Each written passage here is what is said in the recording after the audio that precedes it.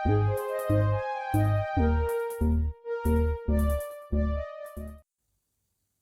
Back. आज की इस वीडियो में हम ऐसे टॉपिक के बारे में बात करने जा रहे हैं जिसको लेकर कहीं ना किसी से आपकी डिबेट ज़रूर हुई होगी। हम बात करने जा रहे हैं वेज और नॉन वेज फूड को लेकर कि कौन सा खाना बेहतर है, वेज डाइट लेनी चाहिए या फिर नॉन वेजिटेरियन। अगर आप वेज और नॉन वेज डाइट को लेकर कंफ्यूज हैं तो ये वीडियो आपके लिए ही बनी है। वीडियो को पूरा लास्ट तक देखें ताकि आपको हर एक चीज़ की क्लैरिटी हो सके। इस वीडियो में हम पहले मॉडर्न साइंस के ओपिनियन को देखेंगे, फिर उसके बाद आयुर्वेद के बारे में भी पढ़ेंगे और लास्ट में मैं अपना खुद का ओपिनियन भी आपके साथ शेयर करूंगा। तो चलिए बिना समय गवाए आज के टॉपिक को शुरू करते हैं।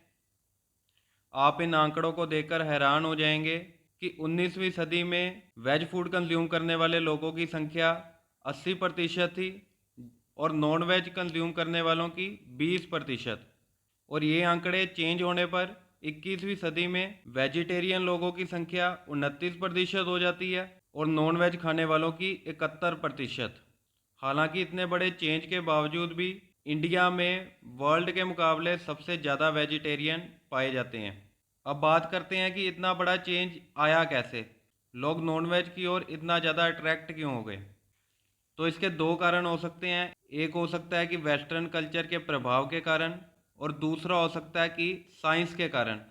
ज़्यादातर लोग नॉनवेज इसलिए खाते हैं क्योंकि इसमें काफ़ी मात्रा में प्रोटीन पाया जाता है और कई लोग कहते हैं कि वो सिर्फ प्रोटीन कंज्यूम करने के लिए नॉनवेज को खाते हैं। डाइटरी रेफरेंस इनटेक यानी डीआरआई के हिसाब से एक एवरेज पर्सन को 0.8 ग्राम ऑफ प्रोटीन पर केजी कंज्यूम करना चाहिए। जैसे कि मान लो आपका वेट 60 किलो है तो आपको 48 gram protein per day consume करना होगा। इसके अलावा अगर आप एक स्पोर्ट्स पर्सन है तो आपको 1.5 ग्राम प्रोटीन पर केजी कंज्यूम करना होगा। यानी अगर 60 किलो वजन है तो 90 gram protein per day consume करना होगा। मॉडर्न साइंस के हिसाब से जो एनिमल फ्लैश है उसमें कई तरह के विटामिन और मिनरल्स पाए जाते हैं, जैसे कि विटामिन B12, नायासिन और सेलेनियम। पर मॉडर्न साइंस हमेशा सही नहीं होती। मॉडर्न साइंस की ये थ्योरी यूनिवर्सली एक्सेप्टेड नहीं है। हर दिन नई रिपोर्ट सामने आती हैं नॉन वेज के इल इफ़ेक्ट्स को लेकर। WHO के हिसाब से प्रोसेस्ड मीट जो है उससे कैंसर होने का खतरा है, जबकि कुछ रिसर्चर्स का कहना है कि अकेले रेड मीट से ही कैंसर होने का खतरा है, वाइट मीट हेल्थ के लिए अच्छा है। पर कुछ स्टडीज़ इसके भी अगेंस्ट हैं। उनका कहना है कि किसी भी फॉर्म में मीट को कंज्यूम करने से उम्र कम होती है, कैंसर होता है और हार्ट डिसीजेज होती हैं। तो इस तरह से आप देख सकते हैं कि मॉडर्न साइंस का जो पॉइंट ऑफ व्यू है वो चेंज होता रहता है। अब हम देखते हैं कि आयुर्वेद का इस पर क्या कहना है। तो आयुर्वेद किसी भी व्यक्ति को नॉनवेज कंज्यूम करने से मना नहीं करता। आयुर्वेद में बस उसके परिणामों को बताया गया है और डिसीजन सिर्फ उस व्यक्ति पर छोड़ा गया है कि उसे नॉनवेज कंज्यूम करना चाहिए या फिर नहीं। आयुर्वेद में फूड को 3 हिस्सों में बांटा गया है।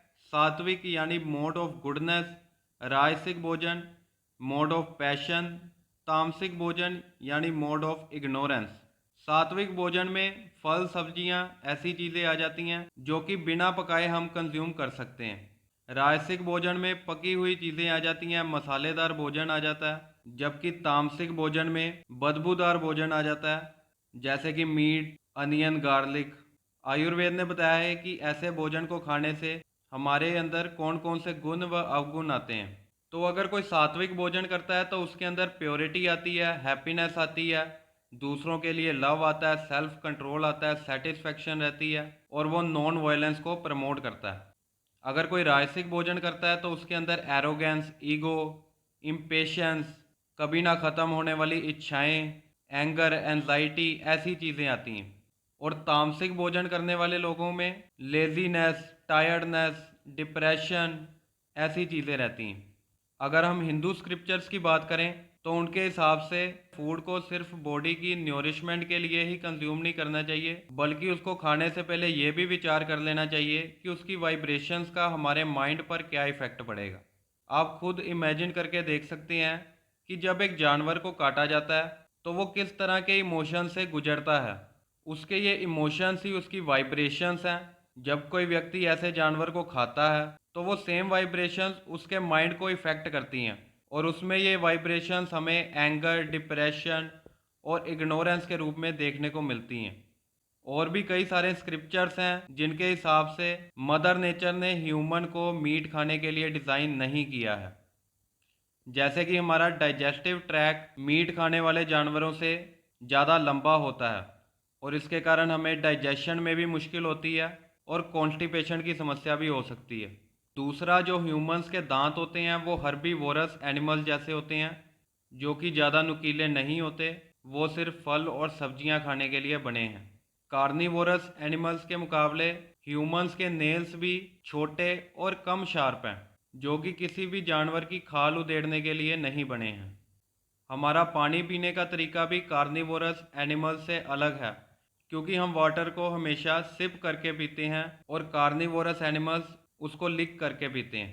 ह्यूमंस के अंदर कार्निवोरस एनिमल्स की तरह नाइट विजन भी नहीं होती, क्योंकि उनको शिकार करने की ज़रूरत नहीं होती। तो आयुर्वेद का नॉन वेज के ऊपर यही कहना है कि एक मनुष्य जिसकी धरती पर सबसे ज़्यादा इन्वॉल्वमेंट है, उसे इस तरह से खाना चाहिए कि वो किसी भी तरह की वॉयलेंस ना करे। उसे अपनी फिजिकल और मेंटल हेल्थ के लिए नॉन वेज को अवॉइड करना चाहिए। बाकी ये एक पर्सन की चॉइस है, क्योंकि इसको खाने के परिणाम को भी उसको खुद को ही भुगतना पड़ेगा। अगर मेरे ओपिनियन की बात करें, तो अगर आप हाईएस्ट लेवल ऑफ फिजिकल और मेंटल स्ट्रेंथ को अचीव करना चाहते हैं तो आपको वेज डाइट को फॉलो करना चाहिए। और अगर आपको ऐसा लगता है कि वेज डाइट को फॉलो करने से आप अपने फिटनेस गोल को अचीव नहीं कर पाएंगे, तो दुनिया में ऐसी कई सारी पर्सनैलिटीज़ हैं जो वेज डाइट को फॉलो करती हैं। जैसे कि wrestler Sushil Kumar, boxing champion David हाय, डेडलिफ्ट वर्ल्ड रिकॉर्ड होल्डर आमेन रा, टेनिस प्लेयर विनस विलियम्स, ये सभी वेज डाइट को ही फॉलो करते हैं और एक अच्छे स्पोर्ट्स पर्सन भी हैं। तो आज की वीडियो में बस इतना ही। अगर आप हमारे चैनल पर पहली बार आए हैं तो चैनल को सब्सक्राइब कर लें। वीडियो अच्छी लगी हो तो वीडियो को लाइक करें, अपने फ्रेंड्स के साथ ज़्यादा से ज़्यादा शेयर करें। तो मिलते हैं अगली वीडियो में। Thanks for watching and take care.